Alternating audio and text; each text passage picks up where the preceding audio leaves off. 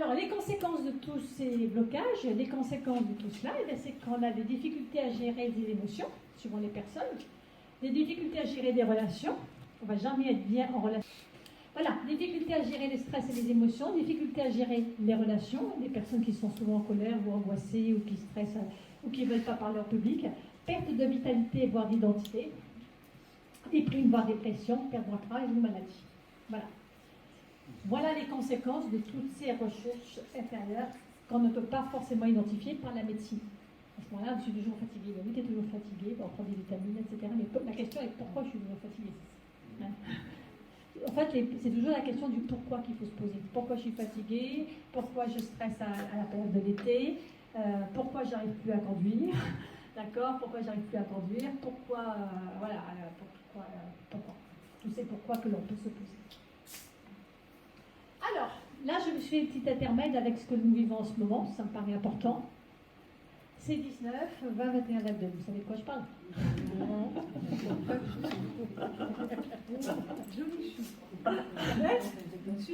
Ah ben oui, voilà. Et ça continue, hein? C'est infini, c'est une histoire infinie, là. C'est une histoire infinie. Alors, l'intérêt d'ici, je prends qu'une position, chacun est libre. L'intérêt, c'est de savoir quand même les conséquences, hein, que tout ça a. Vous avez compris quand même que toutes les informations ont une influence sur nos systèmes énergétiques et donc vibratoires. Donc on ne peut pas dire que tout ce que nous vivons actuellement, depuis mars 2020, même avant, n'ait pas de conséquences sur nos systèmes énergétiques vibratoires, sur nos cellules et sur les futures générations. Ça serait être complètement innocent, faire l'autruche, mettre la tête dans le sable, que se dire ça ne fera rien. C'est pas possible. Donc l'objectif, c'est aussi de former suffisamment de gens qui pourront aider nos enfants. Parce qu'il va falloir les aider, les enfants, et les petits-enfants, et les petits-enfants. Il va falloir les aider, d'accord? Donc maintenant, vous avez tout compris. Hein? Donc on a été baigné, les informations qui ont été diffusées en continu de peur, d'angoisse, etc., sont des informations reçues. Maintenant, sur quel terrain ça a été reçu? De guerre, d'angoisse, de peur, de trauma, de violence. Quel était le terrain de la personne qui a reçu les informations que l'on diffuse? Tout ça va infuser petit à petit et va grignoter le système énergétique et vibratoire et affaiblir les systèmes immunitaires. On sait tous, le stress affaiblit le système immunitaire. Quelle incidence comportementale? Là, sur quel terrain? Quelle incidence comportementale? Alors tous ceux, moi j'ai remarqué que tous ceux qui avaient un terrain où on avait travaillé beaucoup sur eux, en psychologie, en énergétique, en psychologie, en spiritualité, qui avaient déjà dégagé beaucoup de choses, ont été beaucoup plus de distance par rapport aux événements. Ceux qui n'avaient pas du tout travaillé, qui avaient toutes les mémoires de peur, de guerre d'Algérie, etc., et je peux vous dire qu'ils ont beaucoup plus plongé que ceux qui ont travaillé sur eux. C'est mon expérience personnelle. Je ne sais pas si c'est la vôtre. Donc sur quel terrain? Donc les conséquences de tout ça, on a eu des conséquences qui ont touché nos 5 sens. Il y a nos 5 sens, hein, le relationnel, le toucher, le masque, l'odorat, la vision, comment on voit les gens, la communication, la distanciation sociale. Tout ça va toucher nos 5 sens. Il faut savoir que nos 5 sens sont essentiels, et quand je dis essentiel, c'est essentiel pour la vie. Une personne, si on n'a pas de 5 sens, on ne vit pas. Les 5 sens sont reliés à nos systèmes énergétiques. L'ouïe est relié au système rein-vessie. Le goût est relié au système estomac-pancréas. L'odorat, l'air, l'odorat est relié à l'air et au poumon colon. Le feu, c'est relié aux yeux, il y a la vision, les visions. Donc tout est relié. Les systèmes énergétiques sont reliés à nos 5 éléments de structure et sont reliés à nos 5 sens. Les éléments de structure, c'est les éléments de structure qui construisent notre organisme et la matière. L'eau, la terre, le feu, l'éther et... Non, moi je parle dans l'Ayurveda. L'eau, la terre, l'air, le feu et l'éther. Voilà, ce sont les 5 sens, les 5 éléments de structure. Je me base moi sur la culture ayurvédique et non pas chinoise, hein, donc je travaille différemment. C'est-à-dire que c'est le temps. Bon, le temps, qu'est-ce qu'il fait? Il pleut, il y a des nuages, il pleut, il y a de l'air, il y a du soleil qui vont sur la terre et on a l'espace. C'est la vie. On a tout ça dans chaque organe. Et chaque élément de structure sont reliés à nos 5 sens. D'accord? Donc vous touchez au sens, comme ça a été fait par tout ce qui s'est passé, vous touchez aux éléments de structure. Ce qui constitue nos organes, nos cellules et la matière. Et vous allez toucher les mémoires transgénérationnelles. C'est-à-dire s'il y a des codages transgénérationnels de syndrome d'enfermement, de guerre, de meurtre, je ne parle même pas, on trouve des situations qui peuvent être catastrophiques et avec ça on explique. Donc restons en connexion avec nos 5 sens qui sont la communication et la relation humaine. Ne pas oublier, spermatozoïde ovule, hein, c'est la relation. Ils se rencontrent, sinon il n'y a pas de vie. Donc si on empêche les gens de se rencontrer, ben, on n'a pas de vie. C'est aussi bête que ça. Donc on touche à la vie quand même. Donc ça a été très important. Ça atteint les structures énergétiques et les conséquences psychologiques, émotionnelles, affectives et vibratoires. On va les voir dans quelques années. Hein. Donc bougez-vous pour aider les gens. Moi je dis toute seule, je ne pourrais pas tout faire. Donc il y a besoin de gens qui sont un peu conscients pour aider les personnes. Ça va toucher notre structure énergétique, qui va toucher notre vitalité. Hein, donc notre système vital avec l'énergie vitale qui circule.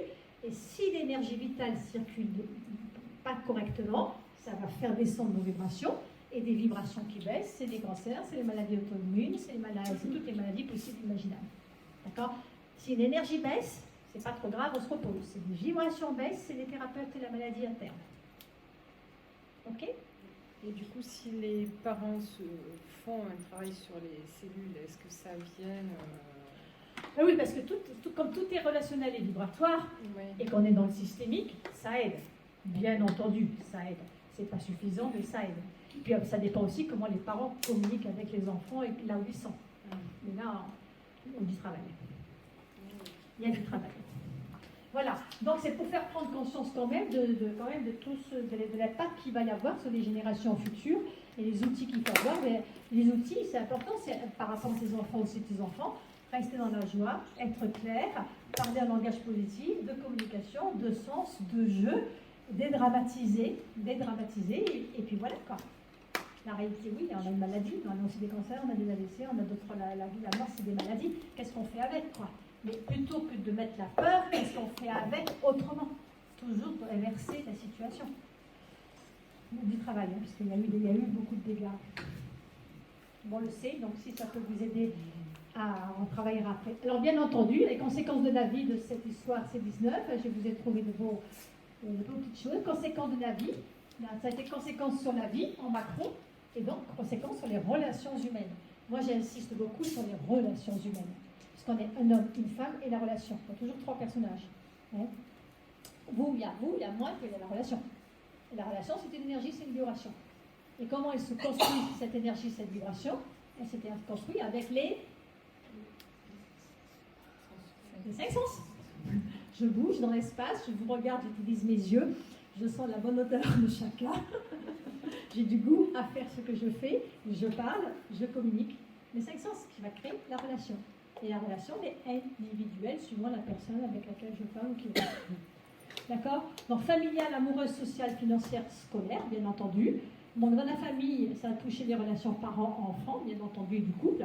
Ça a touché la sexualité, ce qui est loin d'être anodin. Ouais, parce que la sexualité a été très touchée pendant cette période-là.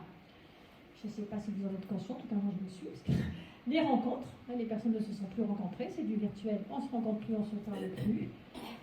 La vie sociale, culturelle et sportive, on a besoin de faire du sport, de bouger, on a besoin de nourrir notre esprit et de réfléchir et d'être dans les relations sociales, bien entendu. Tout ça est touché, financière, bien entendu, hein, je ne parle pas des soignants et des autres, et scolaire. Hein.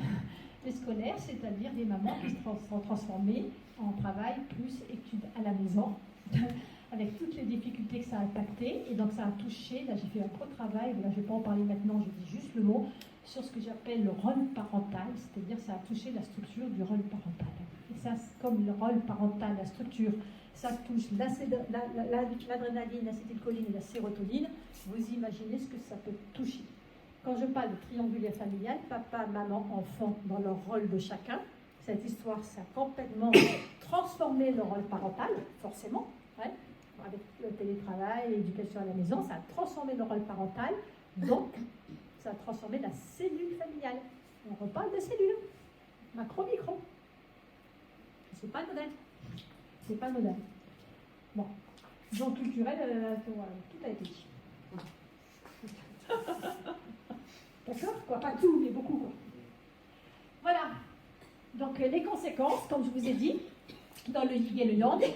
L'événement, c'est les décisions de l'État par rapport aux distanciations sociales, au toucher, etc. D'accord? Ça, c'est l'événement, c'est le yang. Et quand tout est yin et yang, eh bien, on a la conséquence psychologique, émotionnelle et affective que je vous ai mis là. Donc, avec toutes les peurs, les doutes, les peurs, la perte de confiance. Alors, pourquoi j'ai mis des couleurs différentes? Tout simplement parce que ça touche des systèmes différents. Quelqu'un qui sera dans les doutes, les angoisses et la confiance, ça va toucher son système poumon-côlon. Ça, on l'étudie en cours, ne me demandez pas les détails. C'est trop compliqué. J'ai mis en bleu les peurs et les pertes de lucidité. Ce qui sera dans les peurs et la politique de l'autruche, ça va toucher le système réinvesti. Ceux qui seront en colère, en injustice, en agressivité, ça va toucher foie particulière. Ceux qui seront en lassitude, découragement, ça va toucher le système estomac-pancréas. Ceux qui seront en difficulté à se projeter, cœur, intestin grêle. Il y en a qui ont tout. Hein. Voilà, donc si vous voulez. Vous êtes horrible, je plaisante beaucoup. Attendez, je ne suis pas horrible, je plaisante. On peut choisir? Oui, on peut choisir. Je plaisante toujours beaucoup. Je passe ma vie dans les traumas des gens. Donc si je ne plaisante pas, je suis foutue. D'accord? Voilà, oui, je sais. Je sais, je le prends bien, d'ailleurs, je rigole. Voilà. Non, mais ce qui est quand même intéressant de comprendre profondément ce qui se passe sur la cellule, c'est que les mots correspondent à des systèmes énergétiques, et ça va toucher donc des systèmes qui veulent dire quelque chose. D'accord? Poumon-côlon, c'est pas pareil qu'estomac-pancréas. On est d'accord? C'est pas pareil que la vessie, c'est pas pareil que mettre du cœur très le réchauffeur. Bon, ça va toucher des systèmes différents. Et suivant, là je dépasse un peu la conférence, mais je fais que la petite parenthèse. Suivant les mémoires que vous avez sur poumon-côlon, on va rester sur doute, angoisse, confiance.